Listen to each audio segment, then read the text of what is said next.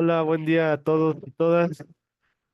Voy a hacer una breve presentación de la red para quienes no nos conocen. Bueno, somos la Red Interamericana de Estudios de Familia y Parentesco, RIEFAP. Tenemos el antecedente de nuestra creación en el sexto congreso de la Asociación Latinoamericana de Antropología, ALA, realizado en noviembre de 2020. Y posteriormente creamos un grupo de trabajo que se llama Familia y Parentesco en América Latina, Prácticas y Lógicas Culturales, aprobado en agosto de 2021. Y de este grupo de trabajo ha habido algunas publicaciones, bueno, una publicación específico en este año. Las instituciones participantes de la red es la Universidad Iberoamericana de la Ciudad de México, la Universidad de la Frontera en Chile, el Centro de Estudios de Investigaciones Laborales CEIL CONICET en Argentina, la Universidad Nacional de Río Negro, sede Atlántica, Argentina, el CISOR de la Universidad Nacional de Jujuy, también en Argentina, el Colegio de la Frontera Sur, Unidad San Cristóbal de las Casas, Chiapas, en México, la Universidad de Oriente Contramestre, Cuba, el Centro Regional del Noreste, Universidad de la República de Uruguay, el Centro Loyola de La Habana, Cuba, y el Instituto Nacional de los Pueblos Indígenas de México. Aquí hay una lista de las sesiones que hemos tenido de este seminario permanente desde 2021 hasta la fecha, 2024. Y la sesión de hoy, la 33ª, está a cargo de Citlali Quecha Reina y se titula Redes Familiares Afromexicanas, Reflexiones desde la Costa Chica, Oaxaca y Guerrero en México.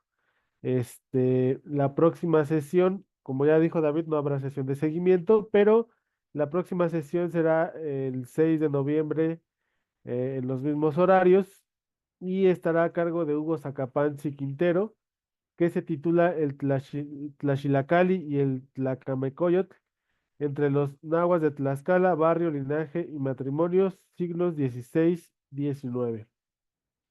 Les invitamos a que nos sigan en nuestras redes sociodigitales, en Facebook, en Instagram y en YouTube, y en nuestra página de internet.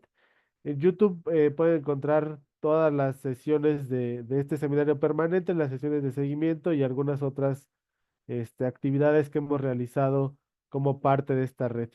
Y bueno, por mi parte es todo. Le paso la palabra a David Robichaud para que haga una presentación más formal de Citlali.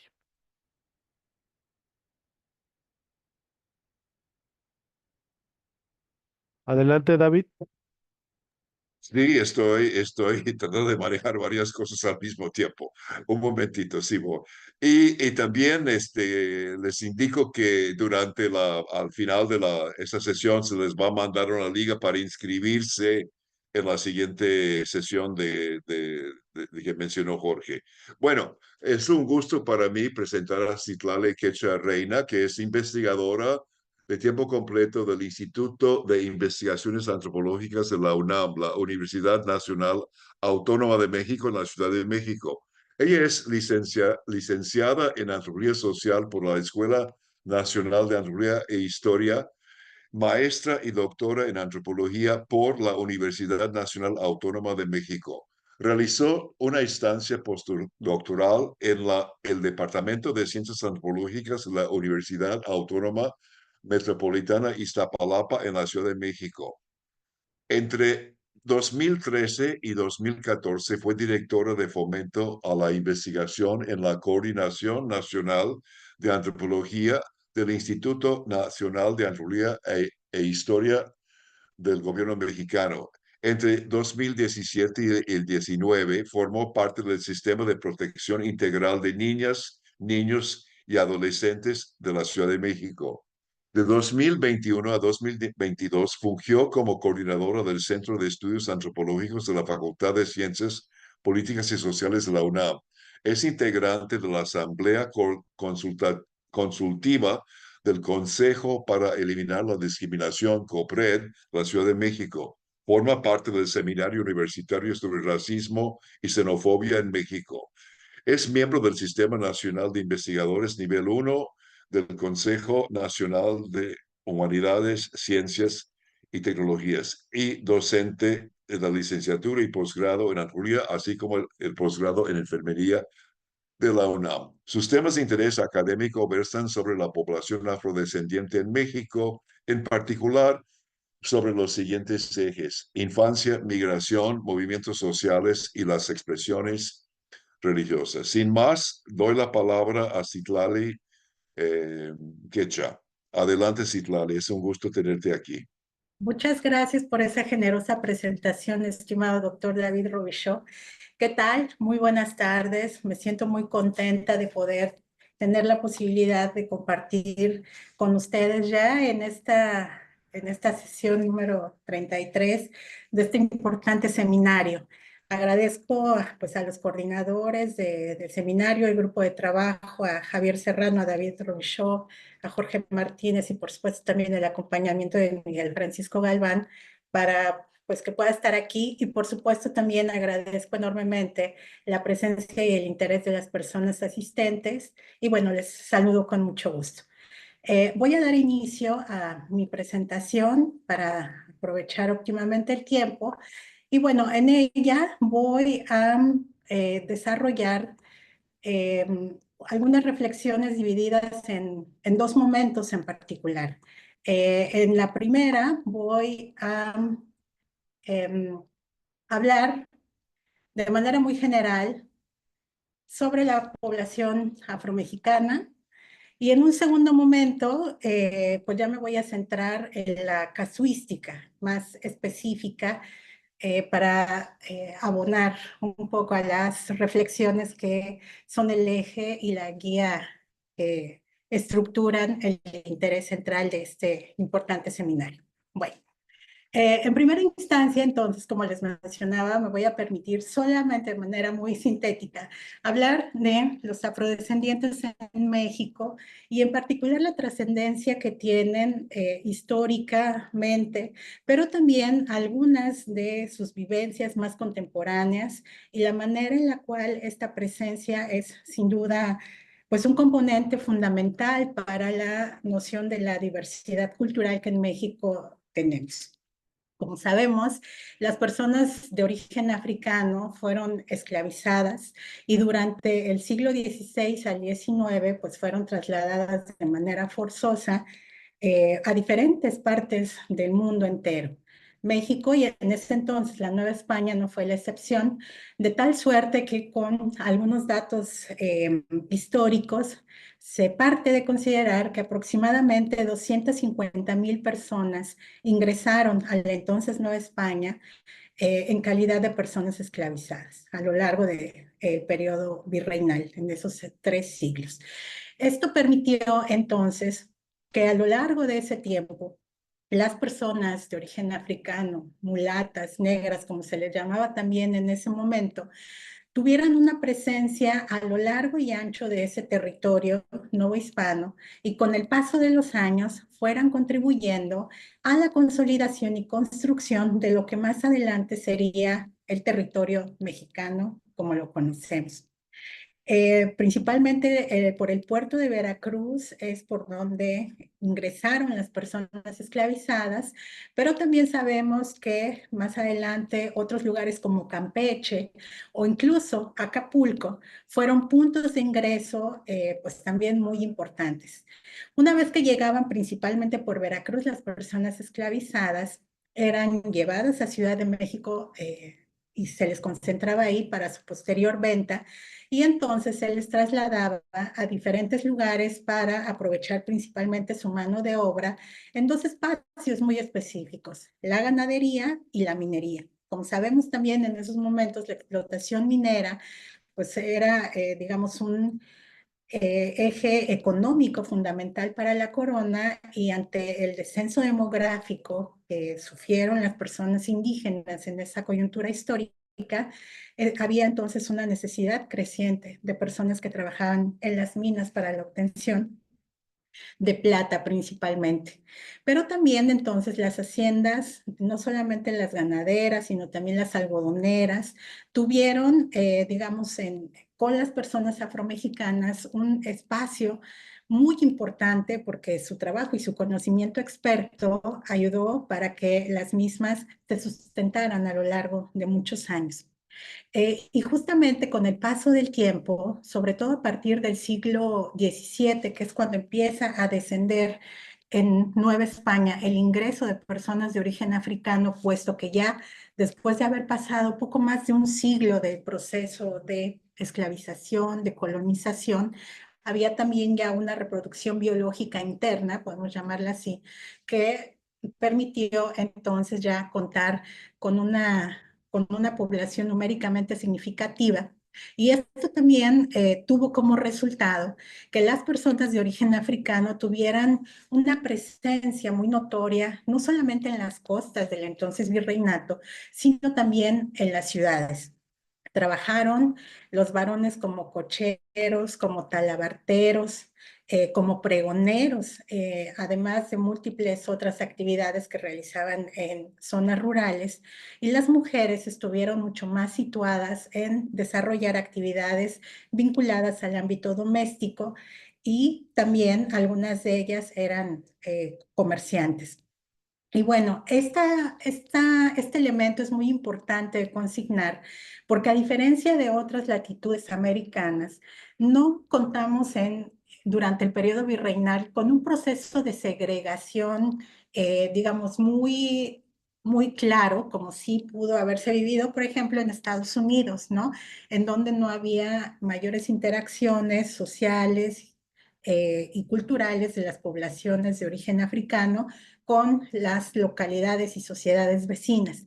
Para el caso novohispano, este sí es un dato muy relevante, pues las mezclas biológicas y los procesos de intercambio social y cultural dieron pie entonces a que las personas de origen africano tuvieran, pues eso, una presencia muy notoria, visible y que sus aportaciones estuvieran situadas en múltiples campos, sobre todo económicos, pero también socioculturales desde ese periodo, ¿no?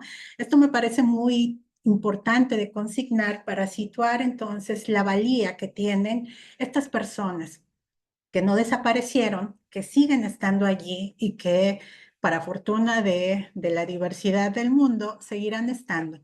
Y es trascendente porque justo hoy día vivimos un momento importante en muchos sentidos, porque justo ahora empiezan a ser visibilizados. Una vez que termina el periodo virreinal, en la construcción de México como Estado-nación, allí lo que se hace es borrar casi de un plumazo su presencia y sus aportaciones bajo la construcción de la ideología del mestizaje que caracterizó el nacionalismo mexicano. Como sabemos, para el caso mexicano y para otros países de América Latina, la ideología del mestizaje hacía una apología de dos raíces particulares, la hispana, la peninsular o española, y la indígena, y para el caso mexicano, la indígena prehispánica.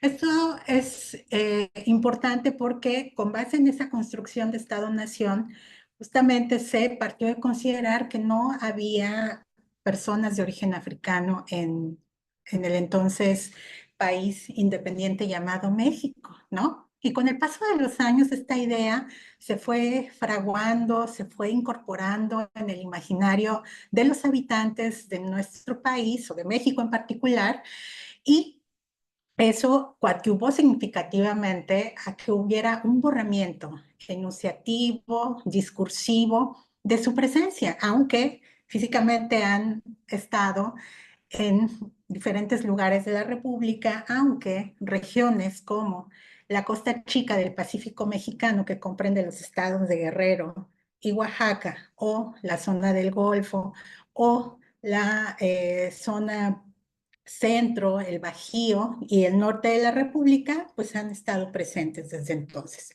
Bueno, esto es importante porque justamente el proceso de movilización política de los afromexicanos que inicia a fines de los años 90 del siglo pasado, tuvo como eje rector, como su principal bandera de lucha para la movilización política, el ser reconocidos, el ser visibilizados. Y con el paso de los años, afortunadamente, esto se ha logrado gracias al trabajo y el impulso constante de líderes y lideresas afro, mexicanos y afromexicanas que han logrado estructurar, pues eso, como una narrativa que ayuda a revertir este discurso de invisibilización y más bien buscar el reconocimiento en tanto sujeto de derecho. De esta manera, entonces, creo que no está pasando ahora la presentación, ¿cierto? Voy a... Casi lo veo. Está en la misma lámina, no ha pasado. Justo, es lo que me acabo de percatar. Voy a volver a compartir. Quizás se trabó un poquito esto. Denme oportunidad, por favor. Lamento mucho este pequeño inconveniente. Voy de nuevo.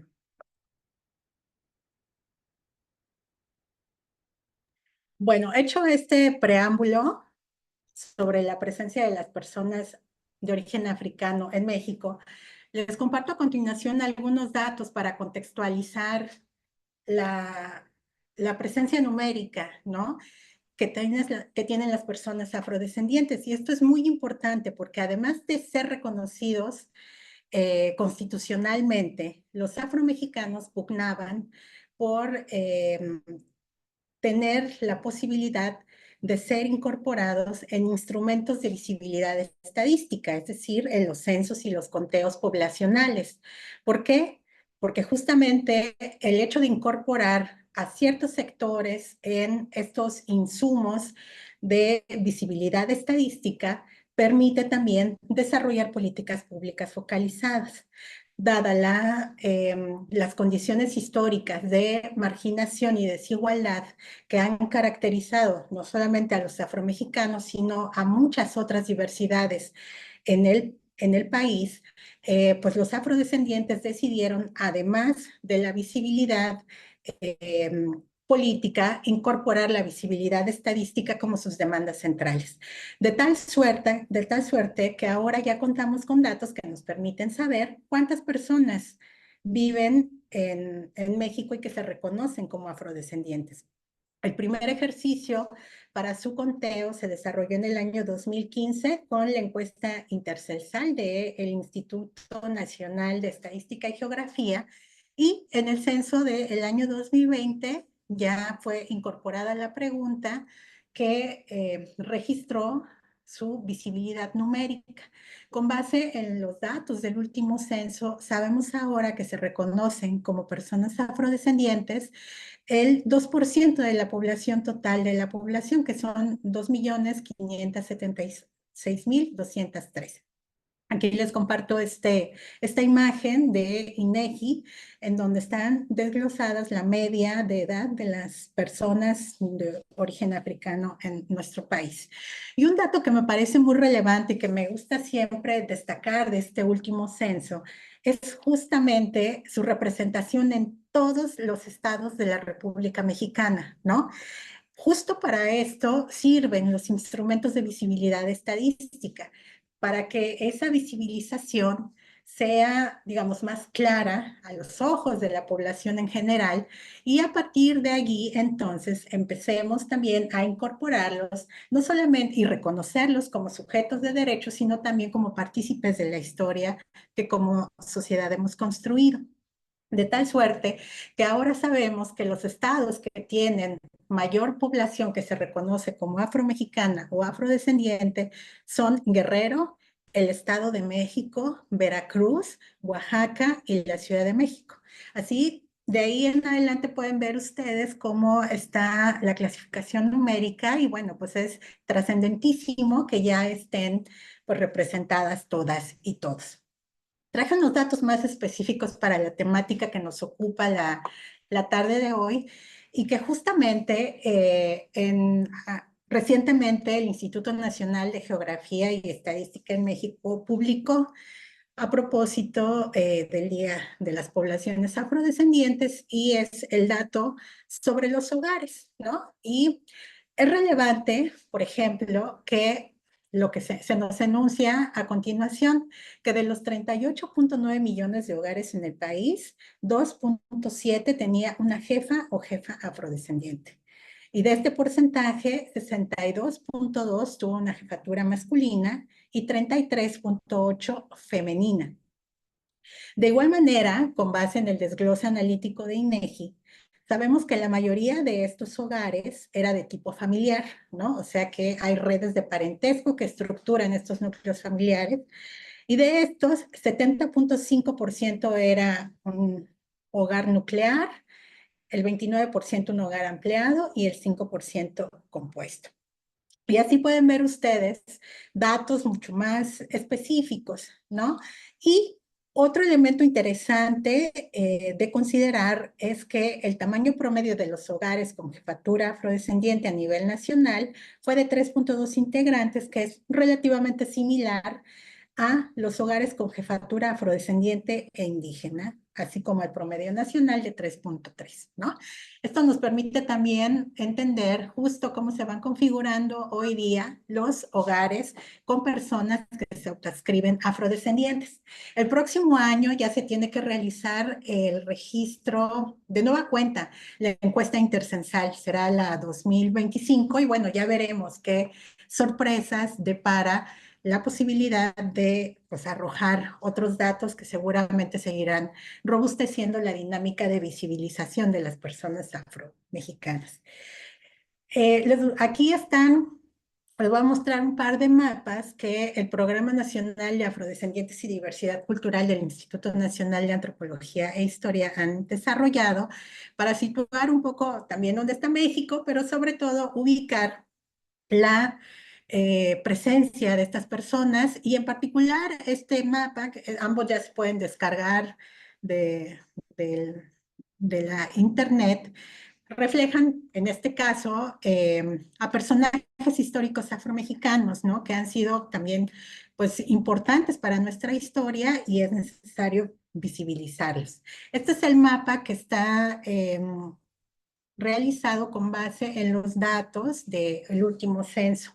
Y les digo, pues aquí como pueden ver ustedes, está toda la representación en prácticamente el territorio nacional completo y es un dato muy relevante, aunque hay que destacar que son el centro y sur de la República los lugares donde hay una mayor concentración, como veíamos en en una de las diapositivas previas, ¿no?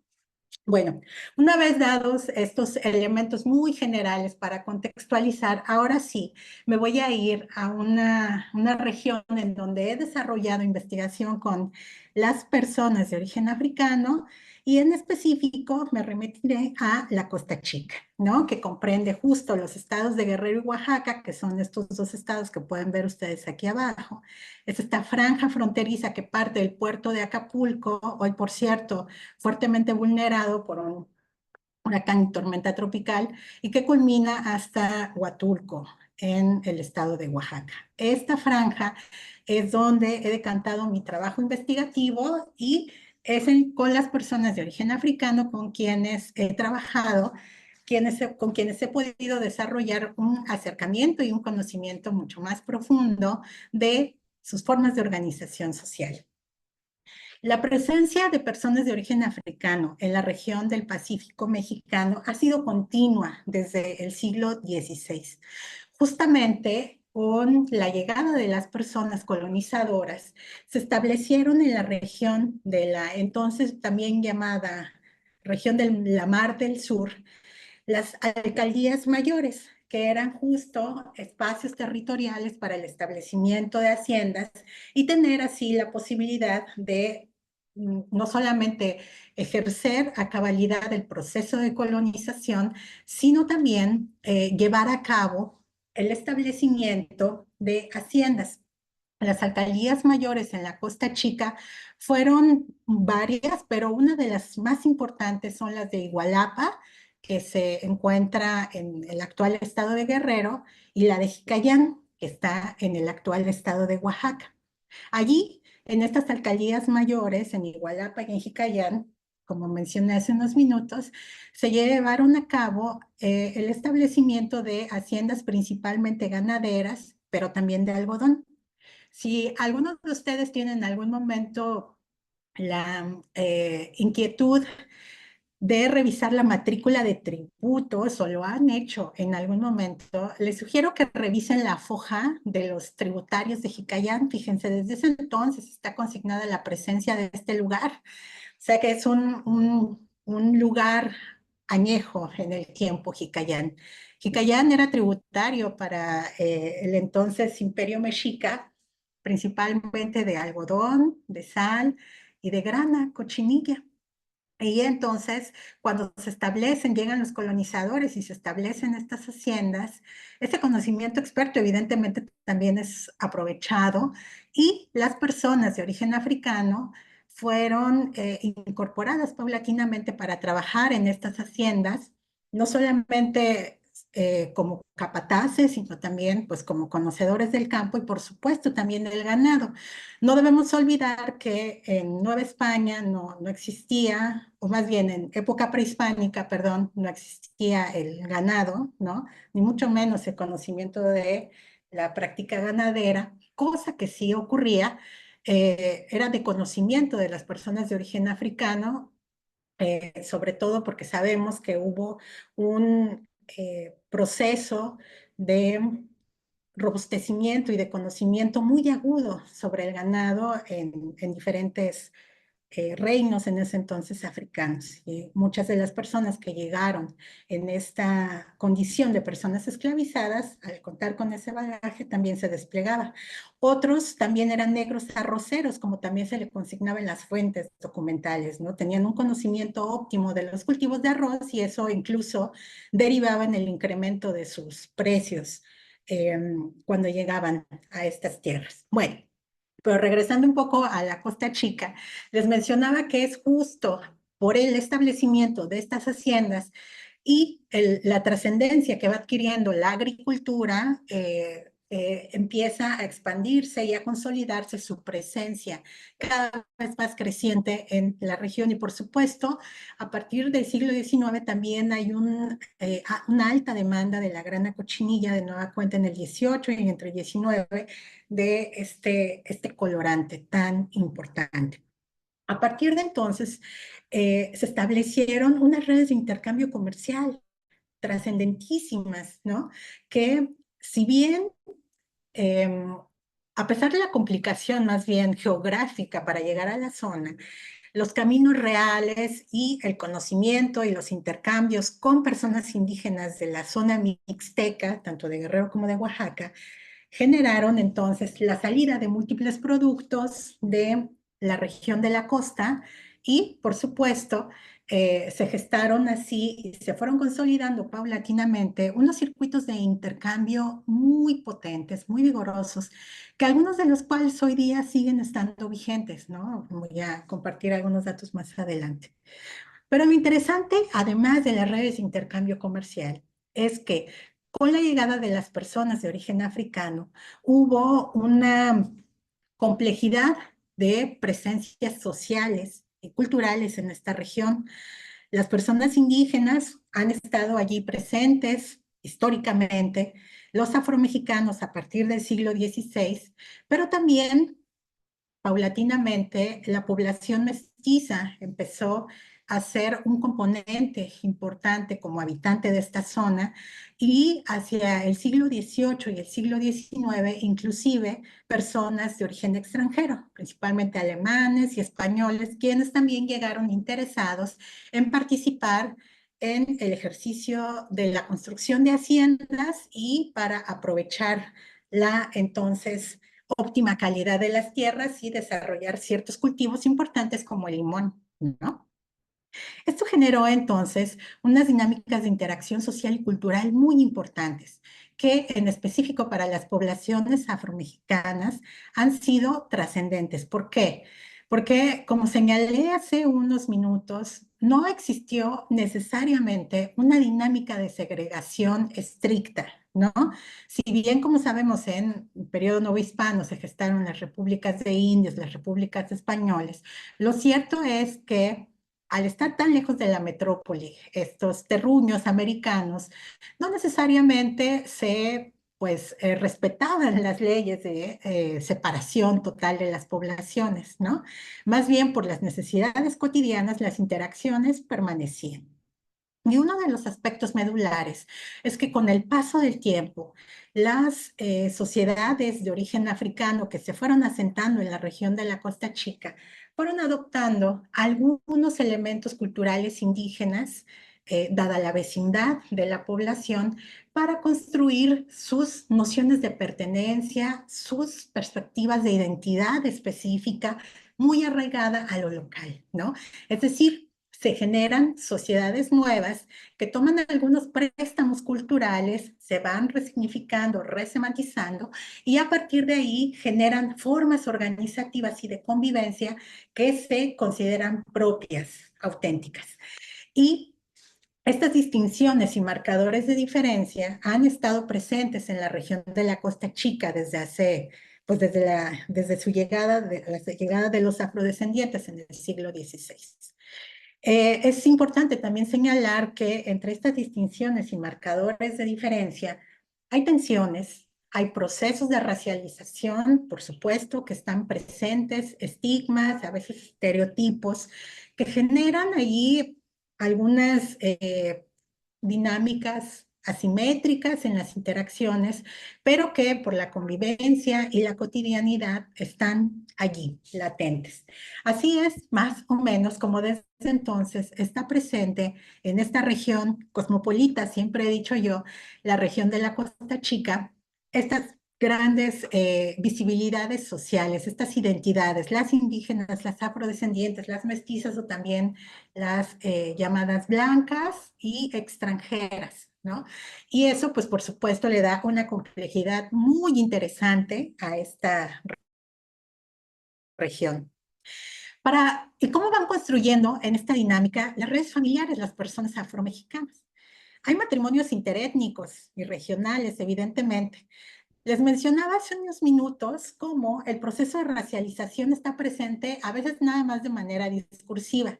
Y les traje un testimonio que me compartió aquí hace algunos años una mujer en una comunidad que se llama Collantes y que, según su testimonio, consigna lo siguiente.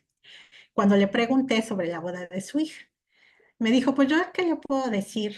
Mi hija se fue con un indio. Nosotros no queríamos, pero ella lo vio así y así lo quiso, ni modo. Que se quería casar y ya tenía esa idea en la cabeza.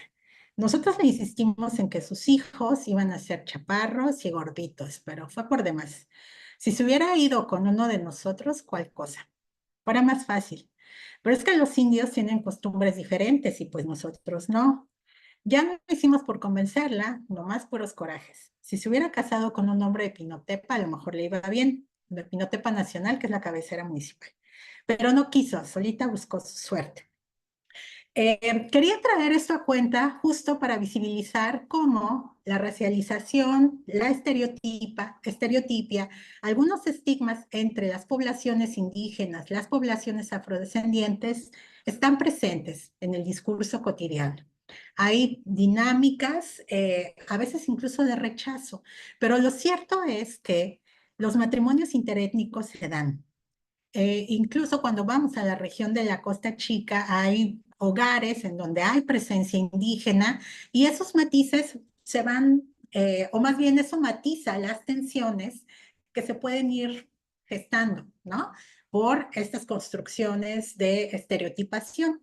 Y justo la convivencia cotidiana es lo que permite consolidar a nivel regional un cúmulo de familias que al final de cuentas lo que generan son unos robustos lazos de solidaridad que en regiones como la de la Costa Chica, que tiene niveles de marginación todavía elevados por desgracia, y en donde también por desgracia hay afectaciones por procesos como huracanes, es muy común entonces que se pueda apelar a las redes familiares que se van construyendo con el paso del tiempo para revertir esas condiciones de expoliación, ¿no?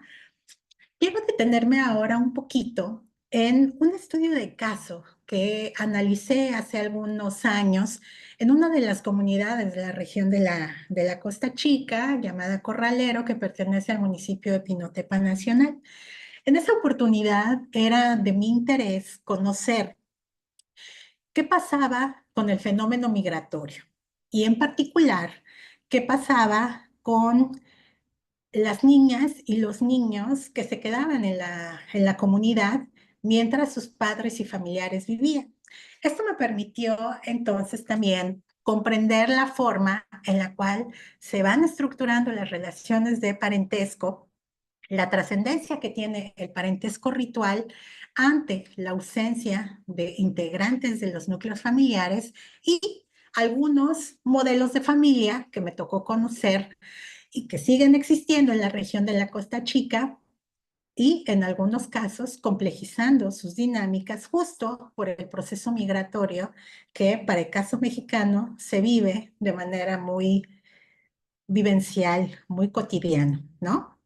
De estas redes familiares que pude analizar, pude conocer cómo se estructuran las familias nucleares, es decir, las neolocales, ¿no? Que en primera instancia son, digamos, la que conforman una pareja con sus hijos principalmente, y cuando se casan, en algunas ocasiones van a vivir fuera del núcleo doméstico de origen, principalmente del varón, ¿no? Digamos, eran modelos que me tocó ver en ese momento y que esa neolocalidad permitía entonces encontrar otras formas de estructuración de redes fuera de la comunidad de origen y eran muy importantes. Me topé también con la posibilidad de conocer a familias extensas con jefatura femenina, porque justo en ese momento también había la posibilidad de los varones de salir a trabajar, incluso hoy día, a otros lugares, no solamente del mismo municipio, de la región o incluso estados de la República. En algunos casos, era posible también entonces que en estas familias extensas con jefaturas femeninas fueran estructurándose a su vez unas redes de familiaridad, incluso camaradería, muy importantes entre las mujeres, las cuñadas, no necesariamente así con las suegras, ¿no? Que es, digamos, un elemento de tensión que siempre me tocó ver allí. Otra forma de familia que me tocó registrar en la Costa Chica fue la familia extensa con residencia patrilocal, que es como la más importante.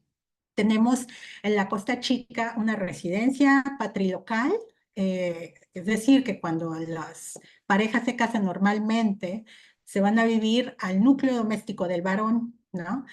Y bueno, esto va con el paso de los tiempos enriqueciendo el núcleo doméstico de origen y es como la regla. Les digo que hay que tomar en cuenta siempre la manera en la cual los afrodescendientes se abrevaron de algunas pautas socioculturales de la población indígena para generar su organización social específica. Y la familia extensa con residencia patrilateral pues tiene muchos símiles con la estructuración de las familias indígenas vecinas mixtecas, por ejemplo. Pero también me encontré con la familia monoparental con figura femenina, porque lo cierto es que también existe en la región de la Costa Chica la posibilidad de que las mujeres puedan tener hijos, a veces fuera de matrimonio o que estén separadas, y en múltiples ocasiones ellas tienen la posibilidad de ser cabeza de familia, ¿no? Ante la ausencia del varón, en algunos casos también pueden ser herederas de la casa de la mamá y a partir de ahí conviven con sus hijas, sus hijos, sus nietos, etc. Y en particular, en esta investigación, en este estudio de caso, me detuve por el interés que yo tenía en ese momento de conocer las incidencias de la migración en la estructuración de la vida de las niñas y los niños, en esto que Mercedes González de la Rocha mencionó en su momento, enunció como hogares dona, es decir, estos hogares en donde hace falta la generación intermedia y donde principalmente están presentes los abuelos y los nietos, toda vez que la generación intermedia es la que sale, la que migra para la obtención de recursos que permita solventar las necesidades de la unidad doméstica. Estos hogares DONA fueron en específico en los que yo me detuve a trabajar con más de detalle para conocer cómo se iban dando las vivencias de las niñas y de los niños. Y bueno, fue una casuística tremendamente interesante la que me encontré, porque justamente estas pequeñas y pequeños tenían toda una serie de explicaciones de el por qué migraban sus papás. Incluso tenían conocimiento de cómo era el proceso del cruce fronterizo. Al respecto, escribí un artículo que se llama Jugar al Norte, ¿no? Aunque estos pequeños nunca habían migrado, el hecho de escuchar las conversaciones, hablar por teléfono, pero sobre todo estar al tanto de las noticias familiares en torno a sus parientes que estaban viviendo en Estados Unidos, permitió a estos pequeños configurar un proceso de construcción lúdica para representar el cruce fronterizo. Figúrense ustedes, ¿no?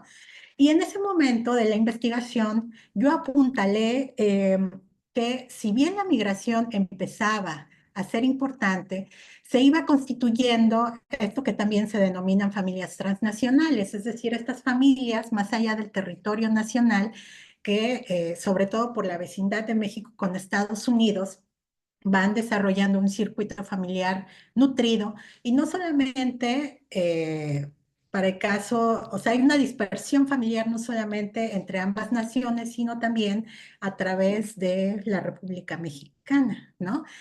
Y ahora, por ejemplo, las familias transnacionales pues se han consolidado en la región de la Costa Chica con el paso de los años y es un fenómeno muy interesante. Ya hay personas que se han quedado a vivir en Estados Unidos y que han mantenido sus vínculos a la distancia, no solamente con el envío de remesas, sino también en su participación para la construcción de las casas, su participación en la estructura festiva de las comunidades y en algunos casos también como soporte de una red de apoyo para la migración hacia Estados Unidos. Estas dinámicas de migración o dinámicas de movilidad son muy importantes de considerar en las familias de la Costa Chica y por supuesto en la estructura del parentesco. ¿Por qué? Porque en esta región hay históricamente una muy profunda movilidad interregional. Es decir, es muy común que gente de la costa de alguna comunidad de la costa de Guerrero vaya después a vivir a la costa de Oaxaca o viceversa, y que a lo largo de la región vayan estableciendo matrimonios o redes por parentesco ritual, es decir, por los compadrazgos y por los madrinazgos que se dan a lo largo y ancho de esta zona. Pero además de las movilidades interregionales, porque también la gente va de una comunidad a otra, o entre Oaxaca y Guerrero, a trabajar, a estudiar, etcétera. Y eso ha sido siempre así, y sobre todo, esta dinámica se incentivó a partir de los años 60 del siglo pasado con la construcción de la carretera costera Miguel Alemán.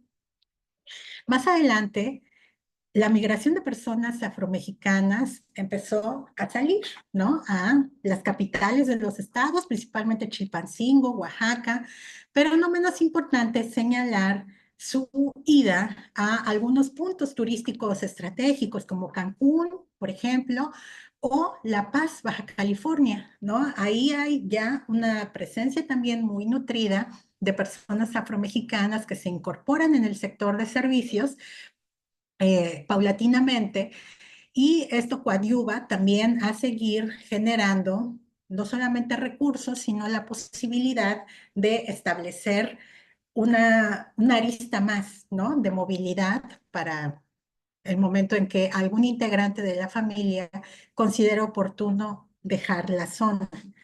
Y no solamente van, les digo, a estas zonas de interés turístico, los pueblos de atracción turística, sino también algunas personas más salen a las capitales, por ejemplo, de la República Mexicana, la Ciudad de México, u otras ciudades para realizar estudios principalmente, aunque la inserción laboral de las personas afromexicanas sigue estando ceñida al ámbito de los servicios. ¿Y qué ha pasado con la migración a Estados Unidos? Inició también, si bien desde la década de los 80 ya había una movilidad creciente, era relativamente pequeña. Más bien, a partir de allí, de esa década de los 80, empezó a nutrirse, a robustecerse el número de personas que decidieron migrar. Y en particular, como otros lugares de la República Mexicana, fue el estado de California el principal punto de atracción y de llegada para las personas de origen africano. De la Costa Chica. Y es bien interesante este proceso de cómo la gente fue migrando, porque aquí no podemos disociar la trascendencia que tiene la migración mixteca, tanto de Oaxaca como de Guerrero, para la llegada de los afrodescendientes en la zona. Hagamos una pausita para recordar que justo entre la década de los 40 y los 60 es cuando se impulsa el programa Bracero, que es esta política entre el gobierno de Estados Unidos y el gobierno mexicano para enviar mano de obra mexicana a distintos mercados laborales en Estados Unidos por el déficit que tenía el gobierno norteamericano, dada la presencia de los jóvenes y de los varones trabajadores en las guerras, ¿no?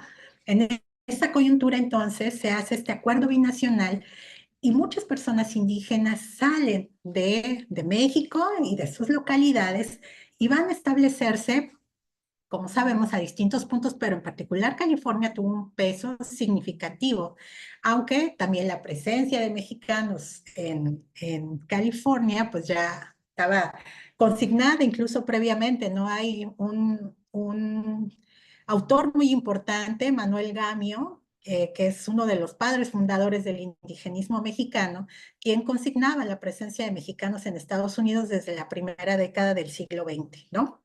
Pero para el tema que nos ocupa, que es la región de la Costa Chica y cómo llegaron los afrodescendientes paulatinamente hacia allá, lo que sí podemos saber es que una vez constituida la migración de mixtecos a Estados Unidos, algunas de estas personas mixtecas pudieron convertirse en mayordomos, es decir, personas capataces en algunas de los lugares de trabajo agrícola en California y a invitación expresa llevaban, ¿no?, a personas de la región, tanto de Oaxaca como de Guerrero, a participar en tanto trabajadores a estos lugares. Y así paulatinamente empezó a irse la gente de la Costa Chica y en particular a fines de los años 90, con la llegada del huracán Paulina, esta situación de precariedad y de marginación se agudiza con la llegada de este meteoro porque trastoca significativamente la vida de muchas personas y eso también incentiva la diversificación de la migración en esta coyuntura. Y no menos trascendente en todo este proceso es la impronta femenina que ha tenido también la movilidad de los afrodescendientes en esta región. Por ejemplo, para el caso de las redes de comercio, la presencia de mujeres vendedoras es innegable, ¿no?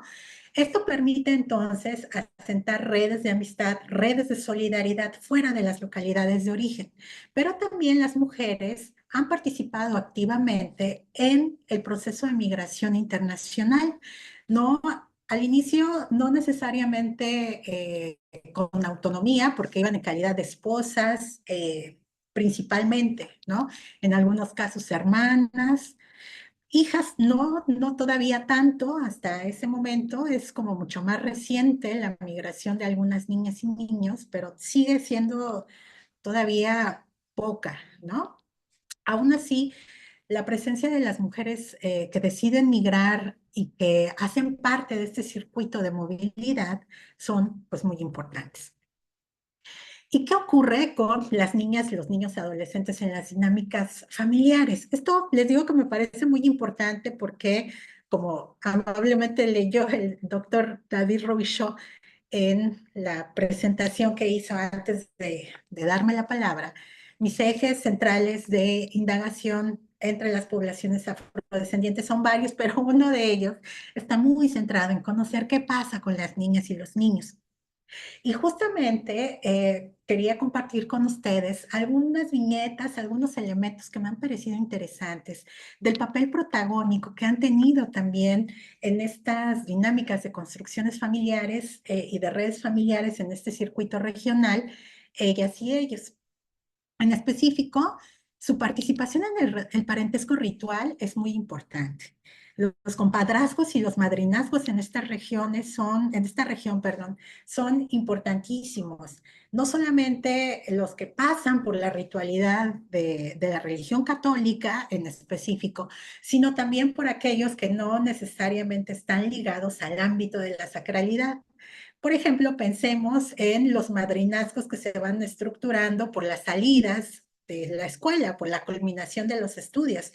Incluso ahora en la región de la Costa Chica hay también padrinas y principalmente madrinas, perdón, y padrinos de niños que salen del kinder, y eso sugiere la organización, o toda una organización festiva, toda una estructuración de redes muy importantes.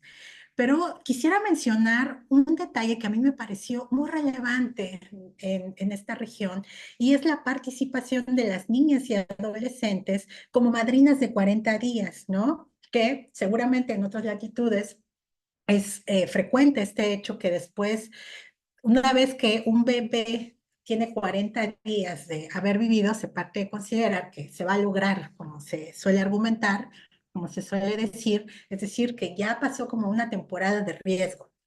Y en algunos casos, ante la ausencia de la madre, porque está fuera de la localidad, porque migró a Estados Unidos, principalmente por esas razones, las adolescentes y las niñas tienen la posibilidad de reemplazar a sus mamás, ser sus representantes e incorporarse y ser madrinas y padrinos.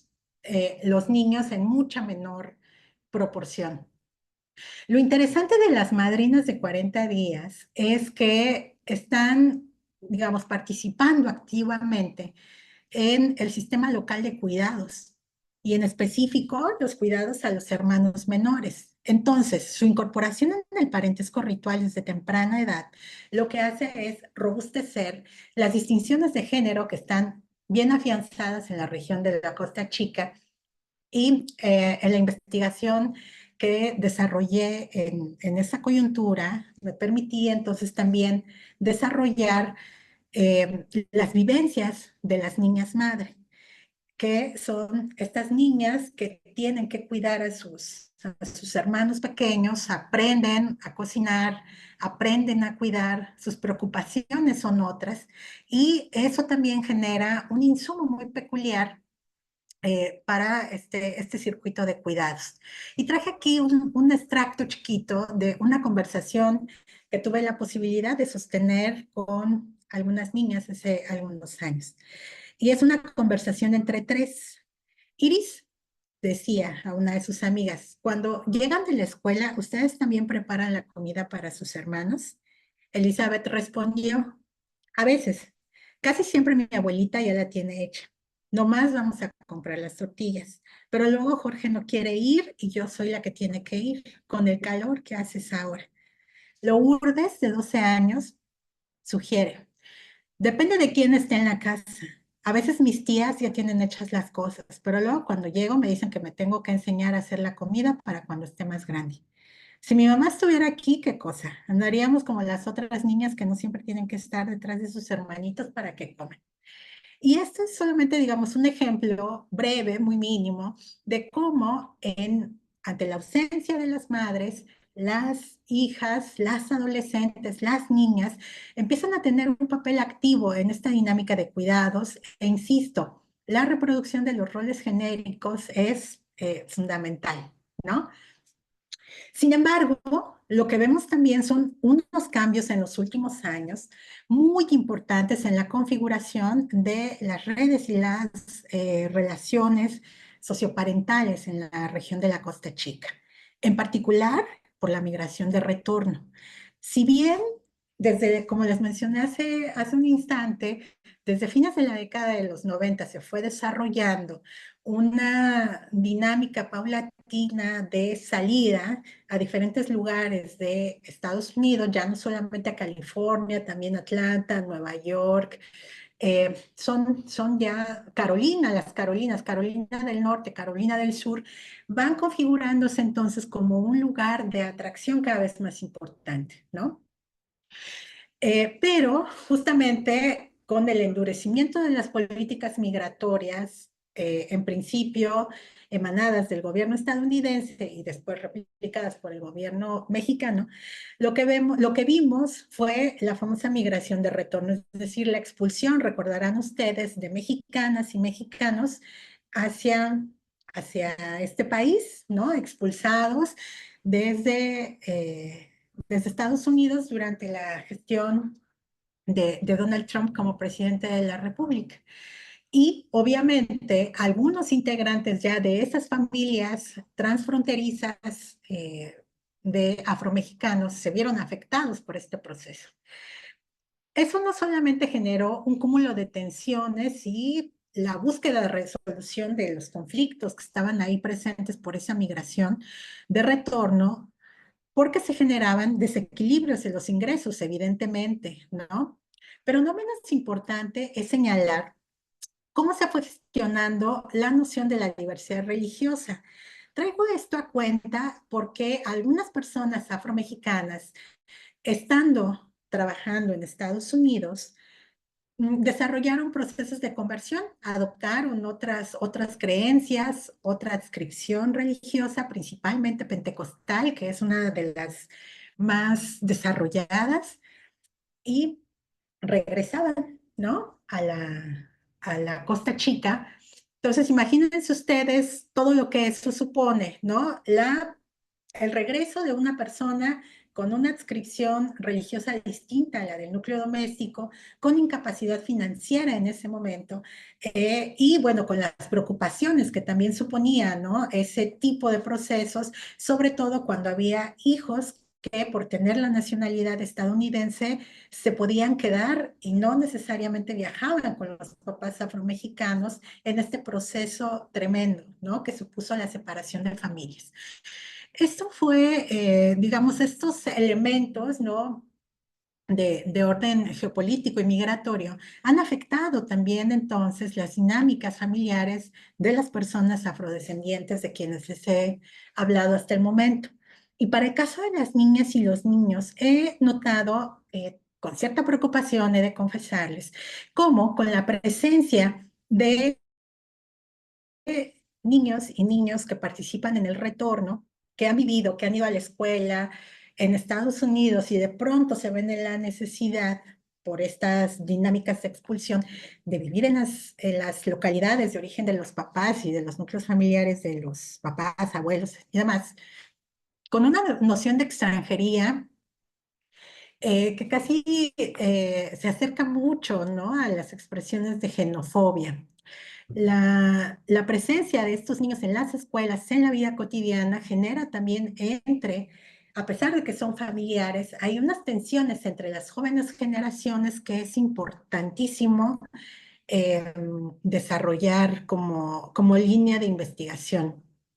Por ejemplo, cuando hice ya el trabajo de campo en la coyuntura de la dinámica de la migración de retorno a partir del año 2010 en adelante, eh, los niños que nunca me habían hablado de los extranjeros o de los gringos empezaron a hacerlo cada vez más.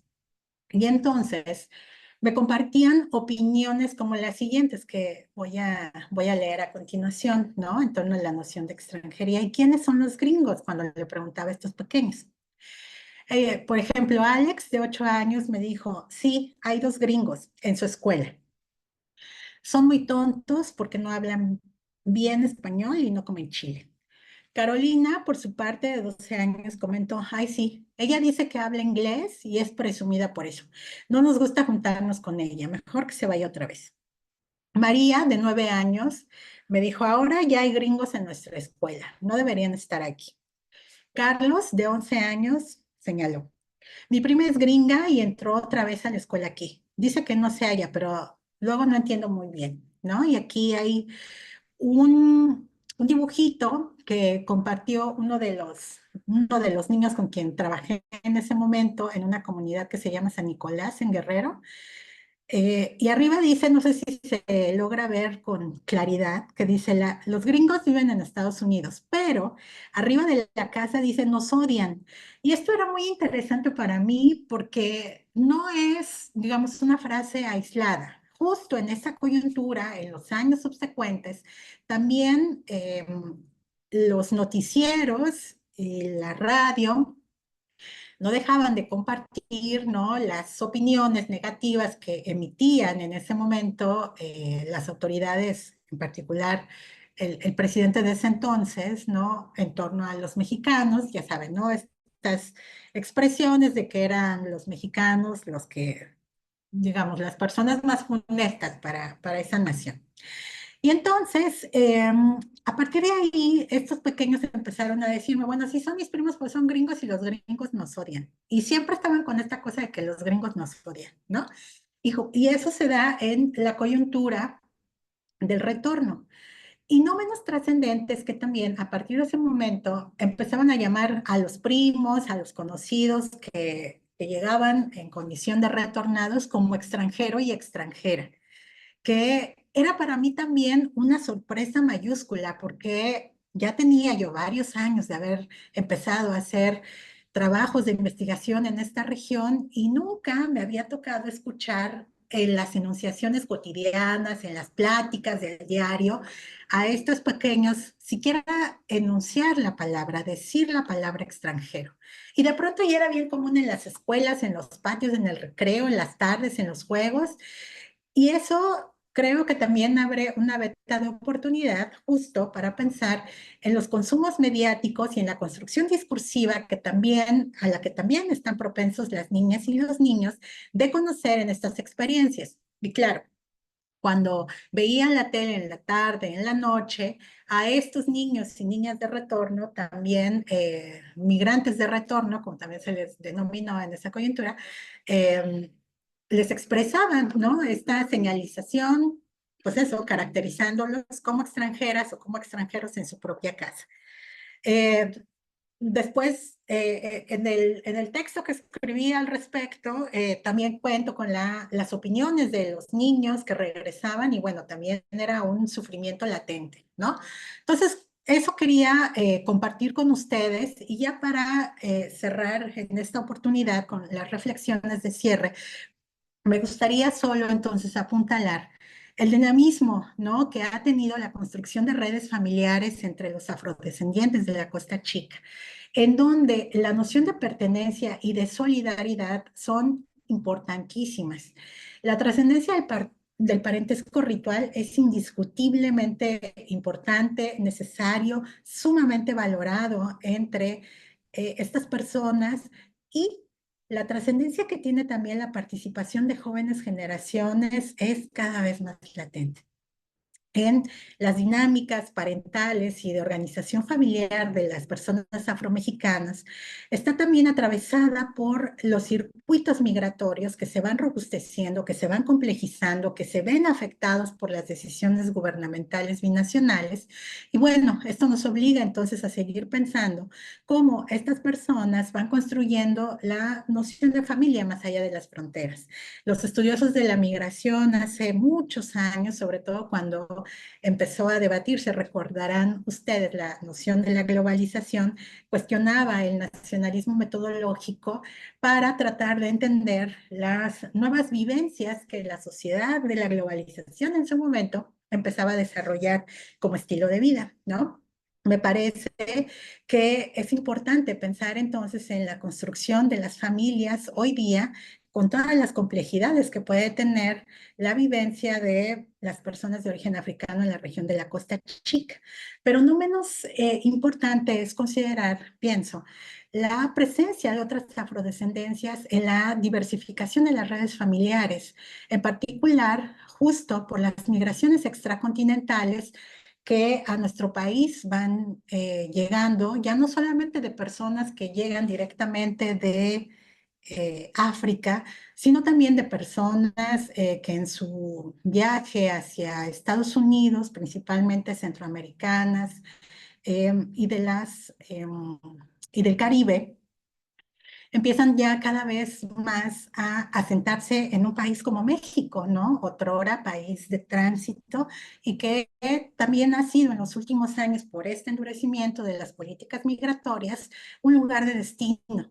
Y justo México ya se constituye pues como un lugar donde se han asentado personas de la diáspora africana y eso seguramente brindará con el paso de los años unas nuevas formas socioorganizativas de las redes familiares más allá de las fronteras, que creo que es una beta de análisis interesante para quienes estamos pues atentas, ¿no? Y atentos a las transformaciones que se van gestando en las redes socioparentales de las sociedades contemporáneas. Bueno, pues esto es lo que quería compartir con ustedes. Les dejo aquí mi correo de contacto y les agradezco la gentileza de su escucha y atención.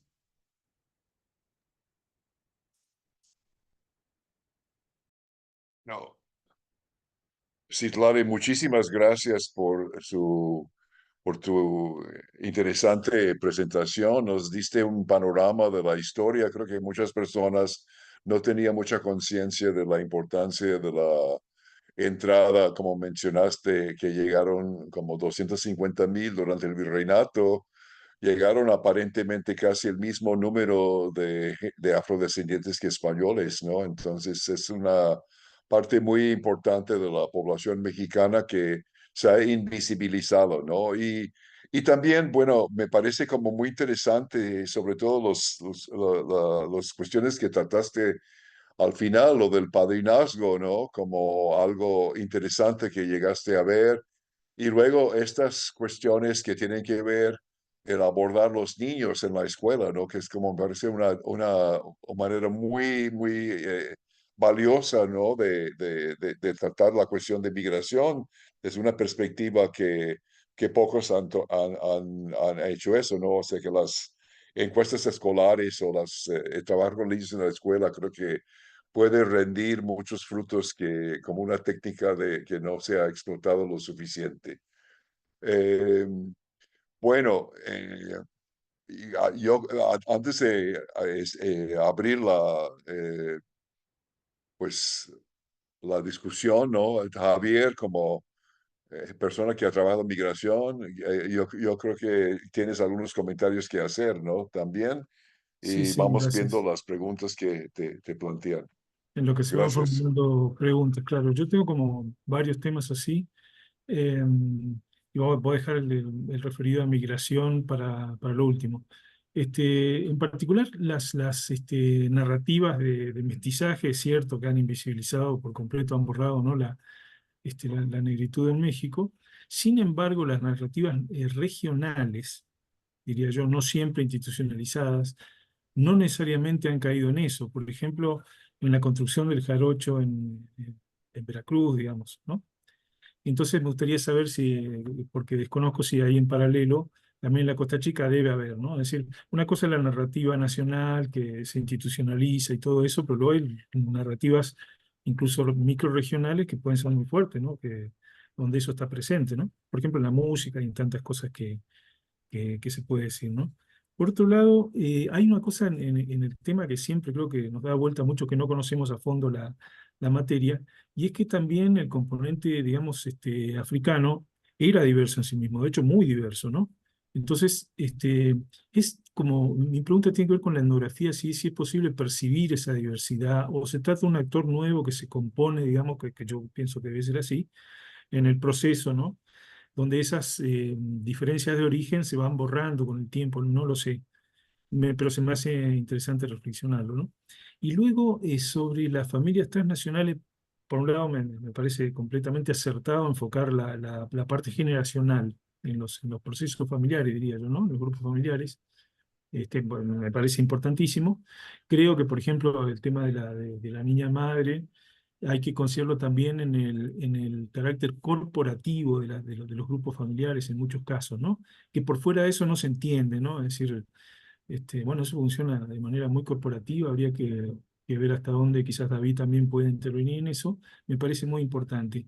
Ya en concreto en los contextos migratorios, es cierto que la distancia de grupos que siendo un mismo grupo están segregados en el espacio, hay una serie de tensiones ahí, contradicciones que afloran, es muy, muy interesante.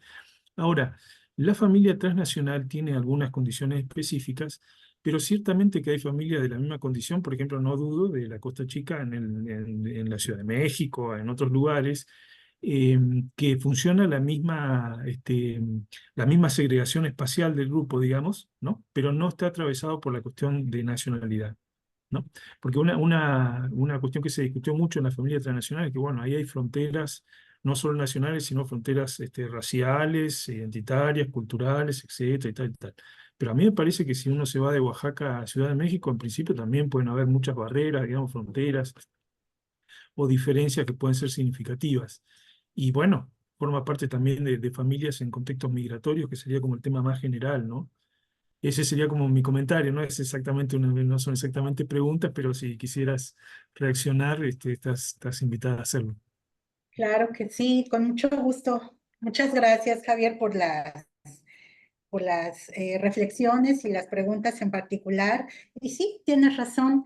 Creo que podemos empezar ahora a analizar con un poco más de detalle estos dos procesos paralelos. Por un lado, la construcción institucional que legitima el mestizaje, incluso como política pública para el caso mexicano, y por otro lado, la construcción de esto que has denominado narrativas más regionales, ¿no?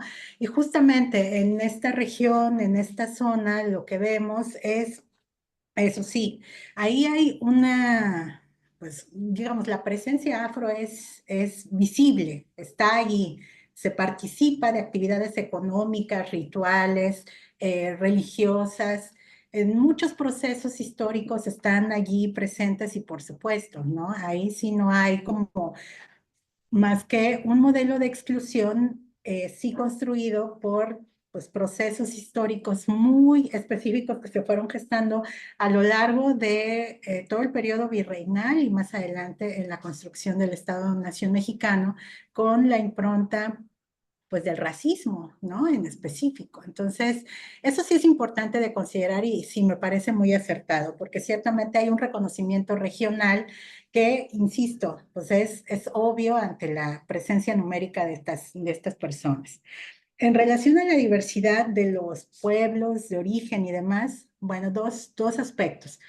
Las personas de origen africano que llegaron a Nueva España en calidad de personas esclavizadas, fueron principalmente de origen bantú y más adelante de Congo. Este es un dato muy interesante porque con base en estudios historiográficos se ha ya consignado cuáles eran incluso algunas de las etnias de origen de las personas de origen africano que llegaron al virreinato de la Nueva España y pues eran, les digo, principalmente bantús, pero era una diversidad étnica mayúscula, ¿no?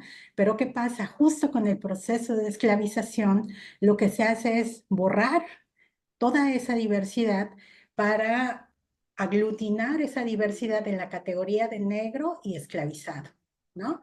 Eso borra de un plumazo todo sentido de pertenencia, todo horizonte de construcción de memoria, que más adelante las personas de origen africano en distintas latitudes americanas, lo que generaron fueron sociedades nuevas. Pasaron lo que algunos otros estudiosos, colegas nuestros, han denominado un proceso, ¿no? Es decir, la construcción de unas, retomando muchos elementos para de ahí forjar su noción de identidad específica en unos contextos muy, muy complicados en ese momento, ¿no? Entonces, me gusta mucho que lo hayas preguntado porque ciertamente es un dato que quizá debí consignar también en la primera parte de la presentación, ¿no?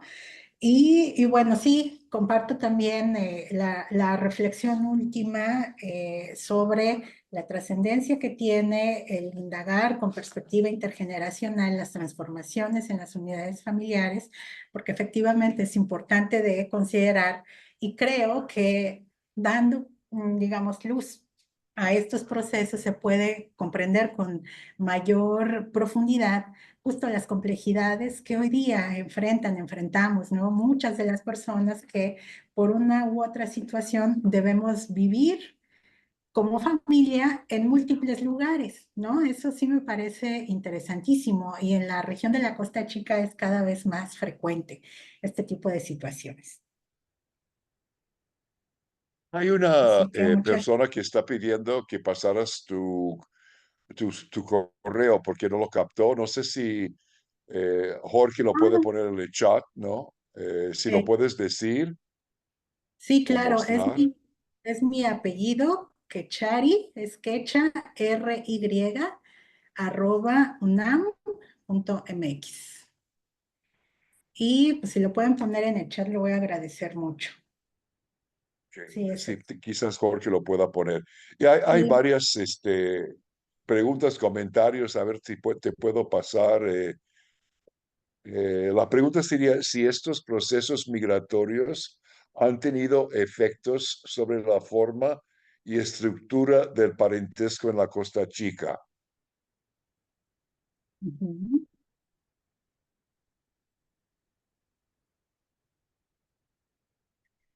Más que, bueno, ¿puedo contestar de una vez o cómo es la dinámica, David? Javier, ¿se hacen varias preguntas o o puedo contestar una por una? No, no, si quieres una por una, porque sí, Perfecto, porque si no, luego se me... sí.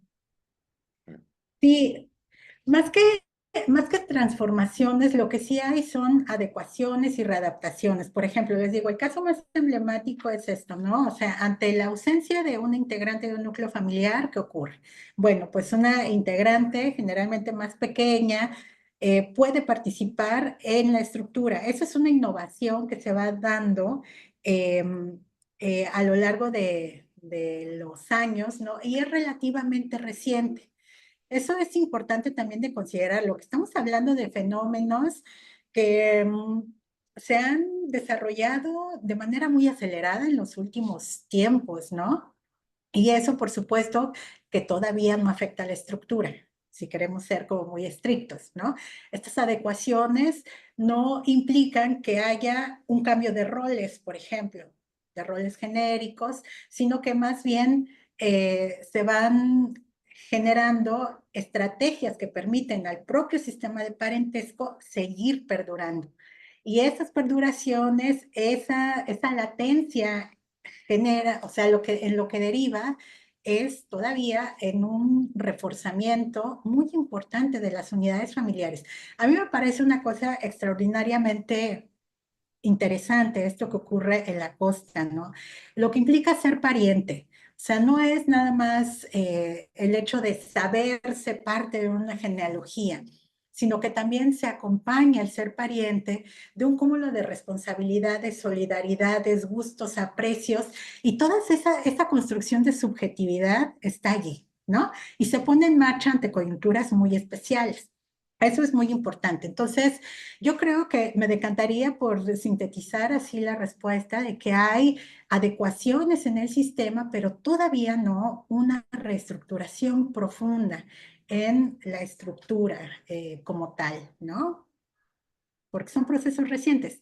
A lo mejor más adelante, pero por el momento agudas, transformaciones, no aún, o por lo menos no me ha tocado documentarlas. Seguramente habrá personas aquí que estén viendo, originarias de la región, que tengan la posibilidad también de enriquecer esta opinión que pueda llegar a tener. Permíteme una pregunta, David, que es simplemente o de precisión más bien. Comentaste que están migrando a las Carolinas ahora, Carolina del Sur. ¿Irán ellos a la siembra del Sí, pino? Me imagino. ¿cómo? están migrando, te escuché que estaban migrando a Carolina del Sur, así como, Sí, como destinos más recientes, supongo de los 90, fines de los 90 para acá. sí. Y eso, van para la siembra del pino, van van con las visas ¿cómo se llama?, de trabajadores huéspedes. Pues te tienes información No, sobre no, eso. no, sí, no, todavía no se insertan en ese nicho laboral. Es Ajá, ok. principalmente indocumentada la migración en el sector de servicios, ¿Y has encontrado redes por el área de principalmente. Córdoba, de Veracruz, que tiene Sí, un fuerte impulso? Sí, es, ¿verdad? claro, Este, sí, gracias. Luego te escribo sobre eso porque me interesa estos, mucho desde el punto de sí. vista de la investigación. Gracias. Hay una pregunta de Giselle Chan que creo que nos está conectado desde Costa Rica. Son dos preguntas. La primera es que si se fue Citlali. No, aquí estoy en una marca que Ah, tengo ok, la ok, señal muy perfecto. débil. Un Ok, momentito. una pregunta que te planteas que si las personas afromexicanas que emigran a, a a- a Estados Unidos lo hacen individualmente o con su familia. Y también quieres saber si establecen contacto con afrodescendientes de ese país. Sí, muy bien. Muchas gracias por la pregunta. La migración es principalmente individual en ocasiones, principalmente, ¿no? Pero se hace con el soporte de toda la red familiar, principalmente las redes familiares y las redes de paisanaje. En algunos casos, es posible que no necesariamente haya un familiar viviendo en Estados Unidos, pero un paisano de la comunidad o de alguna localidad vecina o que es conocido de un pariente, etcétera, sabe de la oferta de trabajo en algún lugar en particular. Y entonces allí es donde se despliega la posibilidad de irse una persona, normalmente. Y en algunas ocasiones se ha llegado a ir la pareja, quizá con un hijo, nunca viaja la familia completa, porque es riesgoso, porque es muy costoso todavía hoy y sobre todo ahora, que es, digamos, más complicado, ¿no? Porque esa frontera, si bien nunca va a dejar de ser porosa, lo cierto es que el régimen de securitización contemporánea, pues sí ha complejizado, ¿no? El proceso de cruce. Justamente hace un par de años, quizá, cuando recién salíamos de la pandemia, que tenía la posibilidad de conversar con algunos conocidos costachiquenses que participan en este circuito, pues estaban preocupados porque pues seguían mostrando interés en que alguno de sus familiares se fuera, pero no tenían la posibilidad de juntar, por ejemplo, 60,000 pesos. No sé cuánto es ahora en dólares, ayúdenme por favor a sacar la cuenta, No, como para 10.000, pasar estamos hablando. Como es un 10.000, montón, 12.000. Ujú, claro. Y entonces de acuerdo. ahora, para cruzar a los niños era más dinero. Entonces, digamos, financieramente supone una inversión mayúscula para que migre toda la familia. Por eso es un proyecto familiar, pero quien encabeza el proceso migratorio es un integrante de una familia. Así que así se va gestando por el momento. Lo que sí ocurrió en la dinámica de la migración en las deportaciones, perdón, fue que ahí sí regresaban a familias, es decir, a los hijos, al papá y a la mamá, y digamos, los casos más cruentos, más fuertes, fueron aquellos en donde los niños se quedaron y los papás fueron deportados. Pero todavía, o sea, todavía no es un proyecto migratorio conjunto como puede darse para el caso de las caravanas migrantes, por ejemplo, ¿no? Que esas caravanas migrantes sí que estaban conformadas por familias completas, etcétera, que es como ahora ya parte también del paisaje, ¿no? En algunos de los estados de la República Mexicana, ver a familias de migrantes en diferentes espacios. Así que bueno, así es por el momento, por lo costoso del cruce y ante las imposibilidades financieras, ¿no? De contar con, pues, con tanto dinero y por lo riesgoso que es al final, ¿no? Lo peligroso de viajar con niños a cruzar ilegalmente por el río, por el desierto, por todo eso, ¿no? Claro, sí, claro. La otra parte era si entran en contacto con los afrodescendientes en ese Ah, país, sí. me supongo que de una manera especial, yo creo que tienen contacto por el trabajo, ¿no? Pero, Sí, sí, por el contacto laboral sí, pero no necesariamente, digamos, hay todavía una articulación política robusta, ¿no? Más bien lo que sí hay es vínculos con los clubes de migrantes de personas indígenas mexicanas. Eso también es súper interesante, ¿no? Justo porque la nacionalidad pesa. Entonces, más que, o sea, sí entran en vinculación con las personas afroestadounidenses, evidentemente, pero no necesariamente para desarrollar estrategias políticas, socioorganizativas. Todavía no, ¿no? Vamos a ver también más adelante si eso llega a ocurrir. Y bueno, también lo que sí es que se van forjando procesos muy novedosos para la identificación. Por ejemplo, hay lugares en donde ya empieza a pensarse y a visibilizarse esto que se llama, o lo que se ha denominado como los afrochicanos. Entonces, esto es todo un tema, ¿no? Bien interesante. Hay algunos colegas que ya empiezan a inquirir sobre lo que significa ser integrante de la diáspora afro, pero también reconocerse como chicano. Entonces, es bien, bien interesante, pero más que eso, todavía no. Pero seguro no tardará en ocurrir, ¿no? Porque así es la vida. Tienes muchísimas hay una preguntas pregunta. en el chat. Te quería Sí, decir que nos bueno, vamos a copiar y enviar. ¿quieres ir tú pasando las preguntas, Javier? No, le iba a comentar que no creo que alcancemos a leer todas las preguntas que hay, pero Bueno, tratemos de compartir. pero menos si no las atendemos, ¿no? Bueno, Entonces, hay una, por ejemplo, tenemos todavía 25 minutos, ¿qué es ser afrodescendiente o afromexicano?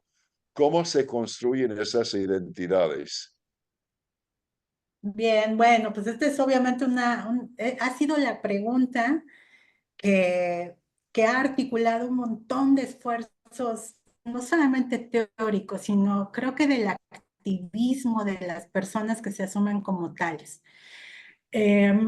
Enuncié como de manera eh, muy rápida, cuando comenzaba la presentación de esta tarde, que el hecho de que estemos hablando de las personas afrodescendientes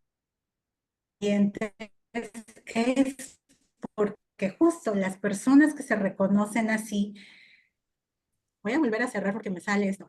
Ay, temo que toda la respuesta está entrecortada, ustedes me van diciendo, pero justo ser afrodescendiente es ser integrante de la diáspora africana. Las personas de la Costa Chica han empezado un proceso de reconocimiento, de autovaloración de esa herencia, de esa pertenencia y sobre todo de esa exigencia para que los que no somos afrodescendientes y los que no somos afromexicanos volteemos a verlos. Sepamos cuáles son sus problemáticas, pero también cuáles son sus aportaciones. Entonces, pues eso. Y me parece muy trascendente el hecho de que hoy día, pues ya tengamos la posibilidad de debatir en torno a su presencia en México, ¿no? Porque antes era impensable. Entonces es eso, digamos, de manera muy esquemática, porque claro, eh, el- la lógica del reconocimiento pasa por muchos procesos, pero ahora estamos, digamos, en los cimientos de una dinámica socioorganizativa bien importante que protagonizaron los afrodescendientes de la Costa Chica y que con el paso de los años fue tejiendo unas redes bien interesantes con otras personas de la diáspora africana en la República Mexicana para lograr su reconocimiento constitucional. Entonces, pues eso, me parece que eso puede responder de manera muy inmediata la pregunta. Pero al respecto, pues ya se ha escrito mucho, ¿no? Y sobre todo, a mí me parece muy interesante que ya contamos con las opiniones de los propios líderes, de las propias personas afromexicanas, ¿no? Que ya van tomando puestos de decisión política, pública, que ya encabezan proyectos educativos, que pues están en la toma de decisiones, por lo menos a escala eh, nacional, en distintos ámbitos y municipales, y eso me parece trascendente. Ahí pregunta alguien en Hay vínculo con un, eso, Citlali, perdón, que si se puede caracterizar como etnogénesis. No sé si te guste la categoría. ¿Cómo? Ahí Perdón. pregunta alguien si se puede caracterizar como etnogénesis. No sé si... Para fines operativos, claro, porque entendiendo etnogénesis, que es el nacimiento de un nuevo grupo cultural, pues claro, porque justo lo que podemos ver es que las redes familiares le otorgan un soporte muy importante a una forma de construcción social muy específica que genera límites, ¿no? Si ustedes van a la Costa Chica y preguntan en alguna comunidad o hogar afromexicano si es indígena o si la comunidad es indígena, les van a decir que no, ¿no? Hay un marcador de diferencia a pesar de que hay procesos sociales parecidos, ¿no? Por ejemplo, en la estructuración de la familia, en las creencias en determinados santos, pero por ejemplo, las ejecuciones dancísticas, la música, la vivencia con el entorno natural, etcétera, pues son distintos, ¿no? Entonces, nada, pues por eso para fines operativos y explicativos, pues sí, puede ser etnogénesis o también otra categoría de sociedades neoréticas, ¿no? Que también otros autores, otras autoras han utilizado para no hablar de etnogénesis, sino de sociedades neoréticas, es decir, sociedades nuevas, etcétera. Si nos remitimos a los clásicos de la antropología, ¿no? Como Darcy Ribeiro, también podemos pensar a los pueblos indígenas como pueblos testimonio, a las personas de origen africanos como pueblos transplantados. En fin, creo que categorizaciones puede haber muchas, pero lo que nos ayuda a entender el proceso de construcción de una nueva cultura, de un nuevo proceso socioorganizativo, pues finalmente es el que nosotros nutramos con datos etnográficos, ¿no? Entonces, pienso, soy como muy antropóloga y entonces en ese sentido como que todas mis variables están situadas allí, ¿no? Podemos inventar conceptos, pero siempre tiene que haber dato etnográfico que lo sustente, ¿no? Entonces, les digo, para fines operativos, neurético, etnogenético puede ser operativo porque finalmente explica por qué una sociedad es así, ¿no? Y sobre todo que se acompaña o se enmarca más bien en un proceso del boom de las políticas de la diferencia, ¿no? Quizá esa sería la especificidad de la dinámica de etnogénesis de las poblaciones afromexicanas, o sea, que surgen en esa coyuntura de las políticas de reconocimiento de fines de los 90, y eso es pues todo un tema, ¿no? Pero bueno, ya me voy a quedar ahí porque si no, otra media hora y ya no voy a responder más preguntas. hay una pregunta de Keiko Yoneda, que es investigadora de Ciesas Golfo en Jalapa, etnohistoriadora. Te pregunta si puedes ampliar un poco sobre los trabajos de la época virreinal de los Claro, afrodescendientes. sobre poblaciones afrodescendientes, claro. De hecho, me atrevería a decir, un campo ya robusto de conocimiento, ¿no? Tenemos, bueno, desde el estudio pionero de Gonzalo Aguirre Beltrán, que seguramente conocerán muchos de los que están aquí presentes muy bien, que es un estudio etnohistórico que desarrolló Gonzalo Aguirre Beltrán, y otro libro que se llama Cuijla, Esbozo etnográfico de un pueblo negro. Pero de ahí, digamos, ha habido unos acercamientos importantísimos, ¿no? Están, pues evidentemente, todos los trabajos de María Elisa Velázquez, En particular, les recomiendo muchísimo el libro de Mujeres Africanas en la Ciudad de México, que es un pues estupendo análisis histórico de las poblaciones afrodescendientes que llegaron en particular a Ciudad de México, y en específico el papel de las mujeres, ¿no? Que es también una beta de indagación extraordinariamente linda. Los trabajos históricos de Adriana Naveda, por supuesto, para el caso veracruzano son extraordinarios, sobre todo por el énfasis en la impronta económica que le ha dado a sus pesquisas. Patrick Carroll, está toda la colección de africanías del Instituto Nacional de Antropología e Historia, digamos así de bote pronto. Y sobre todo, pues también es bueno visibilizar las tesis de grado, ¿no? Que se han desarrollado desde la perspectiva histórica de esta región. Por ejemplo, viene a mi mente así de bote pronto la tesis de doctorado de Israel Ugalde, ¿no? Que la hizo allá sobre la región de la Costa Chica en el siglo XVIII y que sintetiza de manera muy linda, ¿no? La cronología de los cambios productivos en esta zona.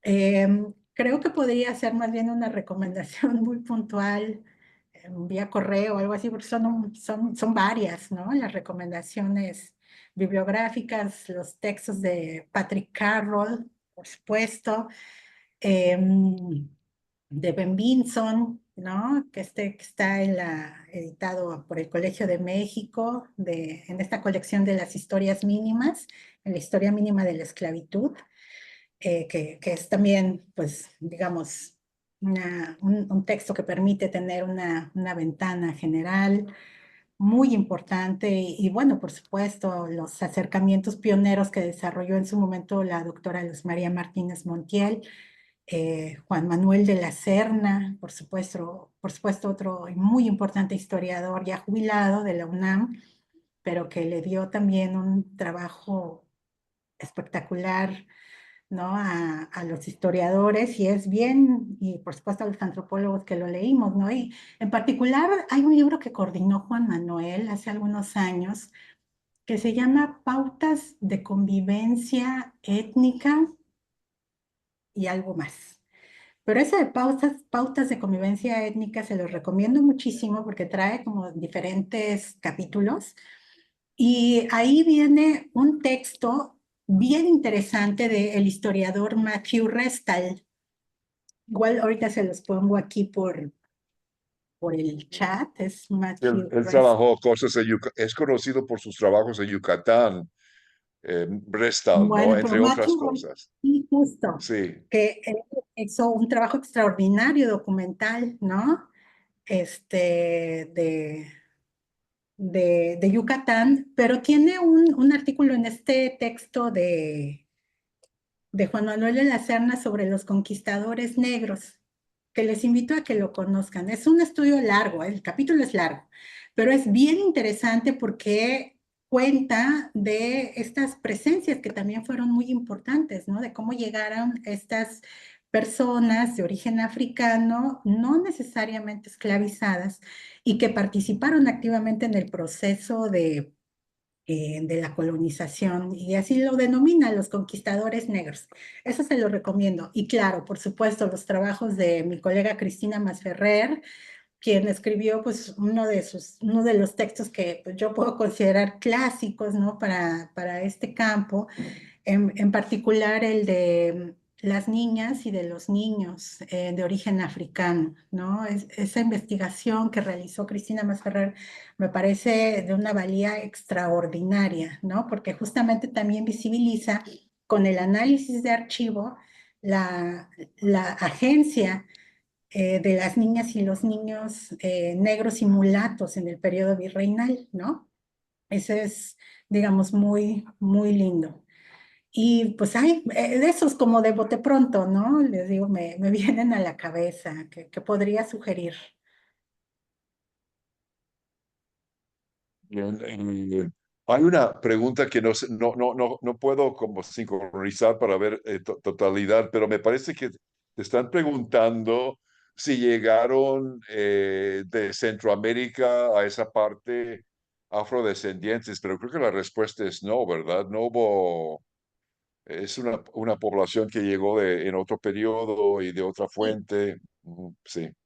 sí, no, no, no. No, presencia de personas de Centroamérica en la costa, no. No, no. Digo, para sentarse y vivir allí, no, no, no, no. Hay Igual una, uno que otro se perdió por ahí, pero no como flujo masivo, ¿verdad? Sí, no, claro. No, y bueno, también justo ahora, en estos últimos años, sobre todo a partir de la presencia cada vez mayúscula de las caravanas migrantes, pues lo que sí ocurría es que por la costa, ¿no? Pasaban personas centroamericanas para, digamos, por el Pacífico, tratar de llegar hacia la frontera, pero, digamos, es un lugar de tránsito, todavía Sí, no de sí, sí. asentamiento. hay una pregunta interesante, Citlali, sobre, pero no la logro encontrar en el chat ya que hay mucho ahí, que es sobre el tema del cimarronaje y la fugitividad, que en Ujú. ese sentido, bueno, conocemos ejemplos ahí, yo por lo menos ahí en Veracruz y en Brasil, mucho el tema de las quilombolas y no se crean ahí también, digamos, incluso conjuntos de parentesco muy complejos. No sé si tengas información de eso o algo para comentarnos al respecto. Sí, en la región de la Costa Chica, no, sinceramente. Digamos, la experiencia más visible de cimarronaje y documentada es la que tenemos de Yanga, por supuesto, por el Ya, caso mexicano, ¿no? Que es como la más importante. También la que se desarrolló en Amapa, en los límites de Oaxaca y Veracruz, ¿no? Que es también un lugar donde sí se expresó el cimarronaje de manera muy clara. Pero para esta región, he de ser honesta, no cuento con datos concretos históricamente fundados que pues me permitan conocer con detalle si hubo una experiencia de cimarronaje entre esta franja. Sinceramente la desconozco. si no hubo, es interesante en sí mismo, ¿no? Sí, por Quizás supuesto. seguramente Seguramente ha habido sí, Bueno, experiencia, pero bueno, seguro. yo creo que lo que yo veo de esto es que hay una serie de presupuestos o de ideas previas sobre poblaciones negras que realmente no cuadran aquí, ¿no? Porque son otras circunstancias históricas, ¿no?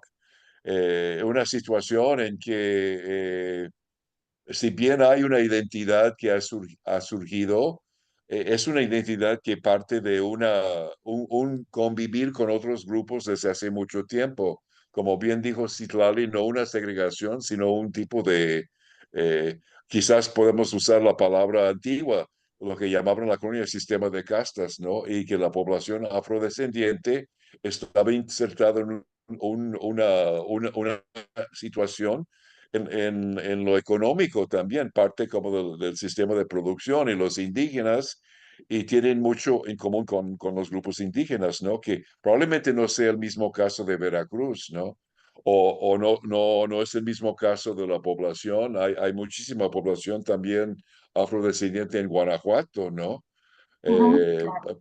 Estuvieron muy importantes en las minas en ciertas partes de Jalisco, en Michoacán. Ujú, Entonces, se dieron procesos muy distintos en distintas partes de México, que muy poco tienen que ver con la experiencia del Caribe, de Brasil, de todo eso. Entonces, estamos ante, como tú bien dijiste, pues la etnografía es lo que nos va a guiar en esto, ¿no? Entonces, es un cuestionamiento de muchas categorías que no creo que sirvan mucho para entender lo que está pasando. Esas cosas muy generales sobre poblaciones negras que vienen de la experiencia del sur de Estados Unidos, el Caribe o Brasil, las plantaciones, no ujú, va por aquí la situación, es otra situación, ¿no? ujú. Sí, de acuerdo. Pues no sé si hay algún otro comentario o detalle, ya estamos sobre la hora. Quizás tú, Citlali, quisieras decir algo para finalizar. Eh, Nada, pues muchas gracias a todas por su atención y su interés. Voy a tratar de pensar con mucho más detalle en todas las formulaciones que amablemente me han compartido el día de hoy. Y nada, no me resta más que agradecer el espacio, porque sí, el hecho de preparar esta presentación que me tomó un poquito más de tiempo de que tenía previsto, fue muy importante para mí también para tener la posibilidad de seguir pensando en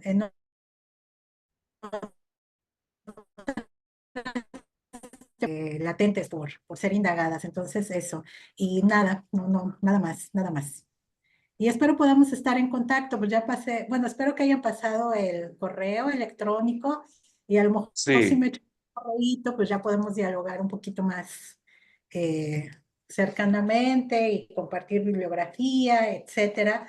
Toda vez que, como decía David, no me será posible estar en la sesión de retroalimentación que comúnmente tiene este seminario. Entonces, bueno, tengo la posibilidad, sí, de ver con un poco más de detalle el correo más adelante. Bueno, bueno, es a ti que te debemos dar las gracias por la presentación. Creo que despertó mucho interés. Quisiera yo que también se pasara el cartel para la próxima sesión, pero Javier, ¿quisieras tú agregar algo, por favor? sí, yo quisiera agregar algo, lamentando, digamos, que quisiera tomar un poco de tiempo para esto, pero la verdad que en Argentina estamos en una situación muy preocupante en el ámbito Sí, universitario, ahí puede ser testigo Citlali, y hoy hay una gran marcha en toda en toda Argentina, bueno, para tratar de revertir la situación que hay, muy, muy preocupante, simplemente quiero compartir eso y manifestar que muchos somos concretamente a distancia, concretamente solidarios con el movimiento universitario, ¿no? Simplemente. Muy bien. Bueno, pues con eso cerramos nuestra sesión de ahora y pasamos la liga para inscribirse. Pronto esperamos subir la grabación de esta sesión en nuestro canal de YouTube, que creo que Jorge les compartió. Bueno, ustedes hacen, perdón, en YouTube y pueden hacer YouTube ReFap y van a encontrar los videos de las sesiones anteriores y también se hacen en Facebook ReFap van a encontrar también información sobre las próximas conferencias y sobre las anteriores. Así es que muchísimas gracias, Itlale, por compartir tus investigaciones con nosotros. Muchas al gracias y contrario. Gracias. pues estamos en contacto.